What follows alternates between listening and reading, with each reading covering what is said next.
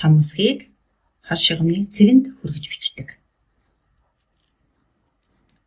Дугуйлж эхэлсэн урт шулуун.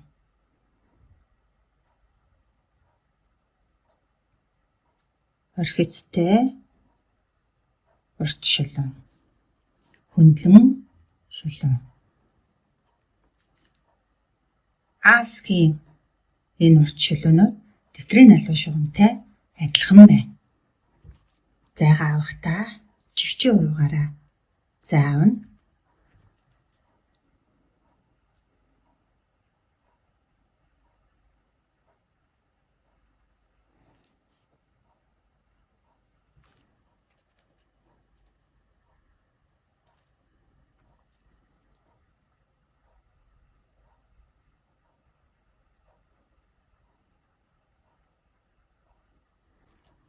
Хоёр мөр бичээрэй.